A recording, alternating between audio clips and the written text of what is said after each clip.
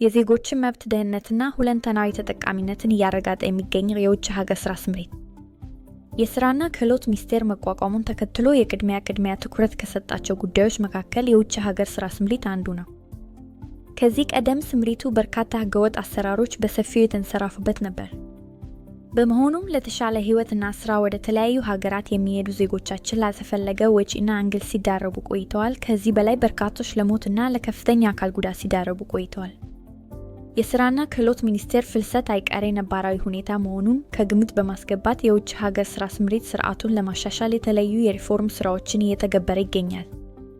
የሪፎርሙ አጠቃላይ መነሻና መዳረሻ የዜጎችን መብት ደህንነትና ተጠቃሚነትን ማረጋገጥ ሲሆን፣ ይህንን እውን ለማድረግ አዲስ የውጭ ሀገር ስራ ስምሪት አዋጅ ጸድቆ ወደ ስራ እንዲገባ ተደርጓል። በውስጥ አቅም በልጽጎ ስራ ላይ የዋለዋ የኢትዮጵያ የስራ ገበያ መረጃ ስርዓት የውጭ ሀገር ስራ ስምሪቱን ከማዘመኑም በላይ ዜጎች ከመነሻ እስከ መዳረሻ ሀገራት ድረስ ሲገጥማቸው የነበረውን አላስፈላጊ ወጪ እንዲቆምና የነበረው እንግልትም እንዲቀንስ አድርጓል።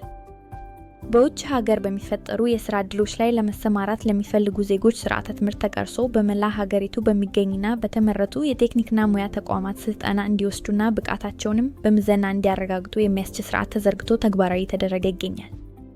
ሳውዲ አረቢያ፣ የተባበሩት አረብ ኤሚሬትስ፣ ጆርዳን፣ ኳታር፣ ቤይሩት እና ኩዌት የመዳረሻ ሀገራትን ለማስፋት በተደረገው ጥረት የሁለትዮሽ ስምምነት የተደረገባቸው ሀገራት ናቸው። የውጭ ሀገር የስራ ስምሪት አዲሱን አዋጅ አስመልክቶ ለሁሉም ኤጀንሲዎች ሰፊ የግንዛቤ ፈጠራ ስራ ተሰርቷል። የስራ ውላቸው ተጠናቆ የሚመለሱ ዜጎች በቴክኖሎጂ እንዲስተናገዱ ተደርጓል። በአንደኛው ሩብ ዓመት በውጭ ሀገር ስራ ስምሪት የተሰማሩ ኤጀንሲዎች የበይነ መረብ ስርዓትን በመጠቀም በመዳረሻ ሀገራት ከሚገኙ 366 ኤጀንቶች ጋር የሁለትዮሽ አጋርነት ፓርትነርሺፕ እንዲፈራረሙ ተደርጓል። 166 ኤጀንሲዎች በበይነ መረብ ስርዓት የተመረመረና የታደሰ ችለዋል።